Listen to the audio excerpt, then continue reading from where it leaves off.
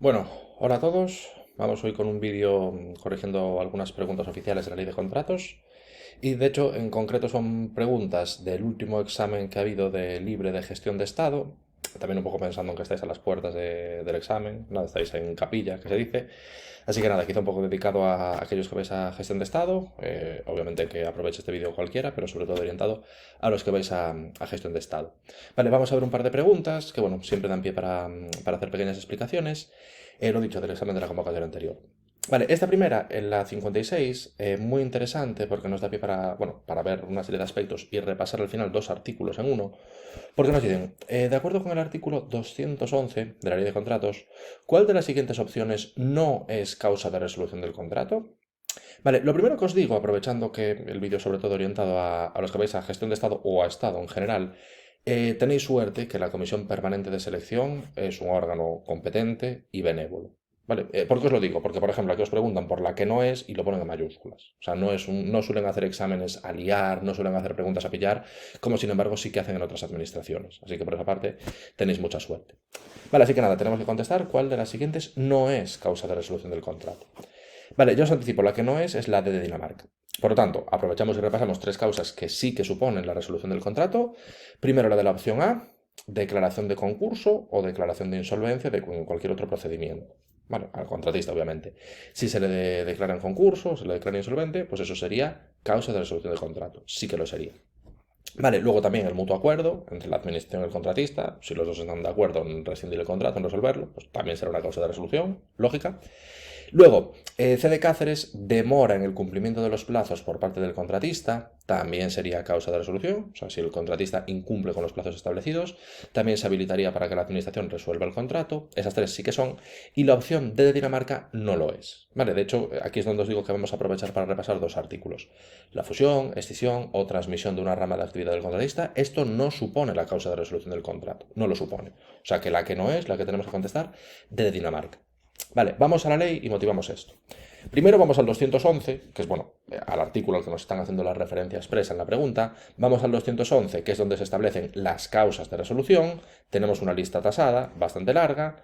Vemos, por ejemplo, muerte o incapacidad sobrevenida del contratista individual o la extinción de la persona jurídica de la sociedad. Y luego nos dicen, sin perjuicio de lo previsto en el artículo 98 respecto a la sucesión del contratista. Ese es el artículo 98 al que vamos a ir un poco más adelante. Pero bueno, ya que estamos, aprovechamos para repasar todo el artículo. Esta sería primera causa de resolución. Luego, una de las que vienen referenciadas en la pregunta, de las que sí que son, perdón, declaración de concurso o declaración de insolvencia en cualquier otro procedimiento. Esa sí que sería. Luego, otra de las que también vienen referenciadas en la pregunta, mutuo acuerdo entre la administración y el contratista. Bueno, era la segunda de las opciones, si no me equivoco. Efectivamente, mutuo acuerdo entre la administración y el contratista. Fijaros que aquí hicieron copia y pega, ¿eh? No se complicaron nada. Luego, la demora en el cumplimiento de los plazos por parte del contratista, es la opción C. Demora en el cumplimiento de los plazos por parte del contratista. O sea, fijaros, lo he dicho, copia y pega, se lo hacen todo tal cual. Luego también, la demora en el pago por parte de la administración, bueno, plazos superiores a los establecidos en otros artículos, tampoco vamos a desarrollar mucho, que se nos hace interminable el vídeo. Luego, incumplimiento de la obligación principal del contrato, bueno, nos desarrollan un poquito más esta causa. Luego, también la imposibilidad de ejecutar la prestación en los términos pactados inicialmente, si no es posible hacer una modificación conforme a lo previsto. Bueno, como siempre ocurre con esta ley de contratos, con 50.000 subsupuestos dentro de cada uno de ellos. Luego, siguiente de las causas, las que se señalen específicamente para cada categoría de contrato, para cada contrato específico pueden tener sus particularidades. Y luego también interesante, y esta por ejemplo en Xunta la he visto preguntada varias veces, en el Estado no, pero en Xunta sí que la vi varias veces, el impago durante la ejecución del contrato de los salarios por parte del contratista a los trabajadores, ¿vale? O que se incumplan con las condiciones establecidas en los convenios colectivos. De hecho, esta en Xunta la he visto en preguntas teóricas y también la he visto en algún supuesto práctico. ¿Vale? En el Estado no, que a lo mejor también la han hecho en el Estado, pero en Xunta sí que tengo constancia de verlo a nivel teórico y a nivel práctico.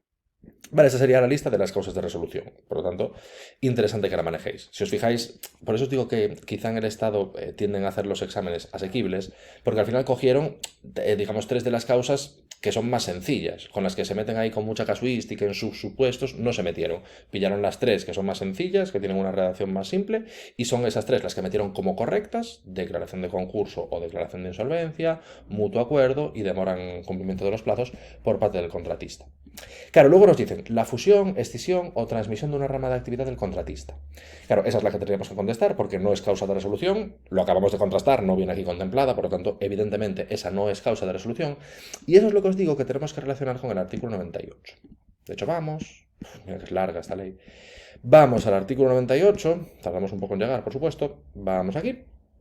Y vemos, si tiene a bien cargar mi ordenador, que nos regulan justo esos supuestos. Nos regulan justo esos supuestos. Y nos dicen, igualmente, bueno, sucesión en el contratista de lo que va este artículo 98, y nos dicen, en los supuestos de escisión, aportación o transmisión de empresas o rama de actividad de las mismas, continuará el contrato con la entidad a la que se le atribuye el contrato. Y esa entidad nueva, a la que se le atribuye el contrato, quedará subrogada tanto en derechos como obligaciones que deriven del contrato.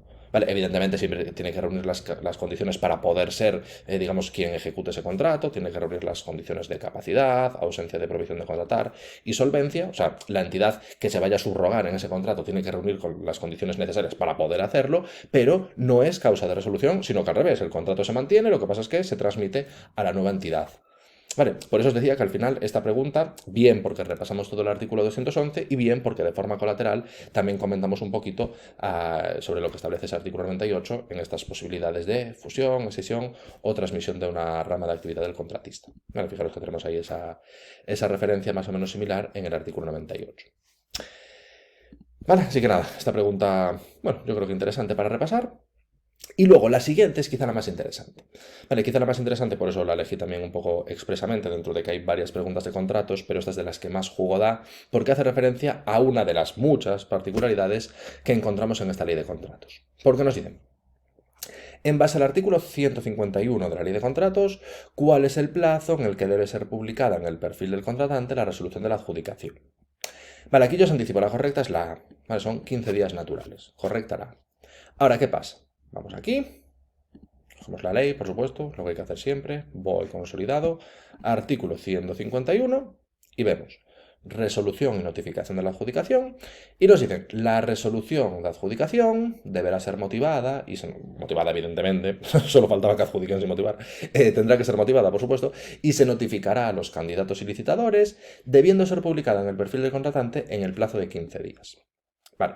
Aquí nos dicen cuál es el plazo en el que debe ser publicada en el perfil del contratante la resolución de adjudicación.